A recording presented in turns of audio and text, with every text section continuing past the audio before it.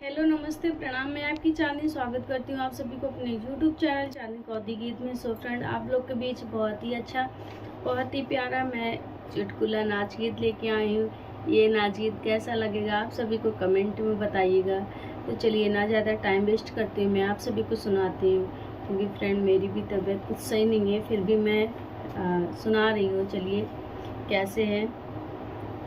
झूला झूलनी मिया के डार मोर बलमुआ हो, झूला झूलनी मिया के डार मोर बलमुआ हो, डार मोर बलमुआ हो कि डार मोर बलमुआ हो, झूला झूलनी मिया के डार मोर बलमुआ हो, झूला झूलनी मिया के डार मोर बलमुआ हो।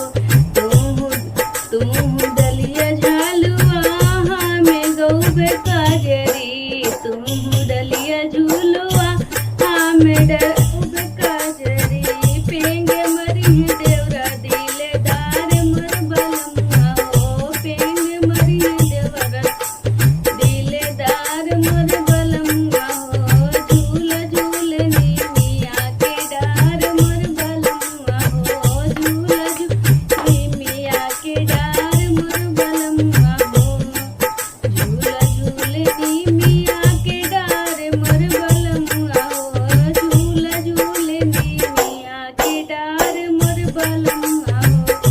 सखिया सहेलिया झूले आइल बसवनवा, सखिया सहेलिया झूले आइल बसवनवा, नैहरे में झूले मोरे यार मोर बलमुआ हो, नैहरे में झूले हमरे यार मोर बलमुआ हो, झूला झूलनी मिया के डार मोर बलमुआ हो, झूला झूलनी मिया के डार मोर बलमुआ हो।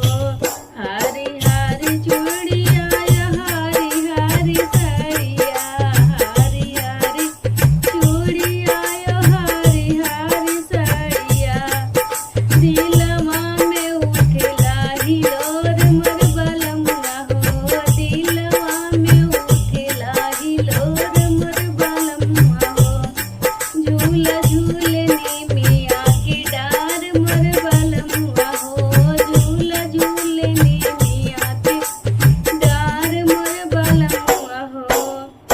चमके बिजुरिया हो बरसे बदरिया, चमके बिजुरिया हो बरसे बदरिया, माँ जलैला सावन के बहार मोर बलमुआ हो, माँ जलैला सावन के बहार मोर बलमुआ हो, झूला झूलनी मिया के डार मोर बलमुआ हो, झूला झूलनी मिया के डार मोर बलमुआ हो।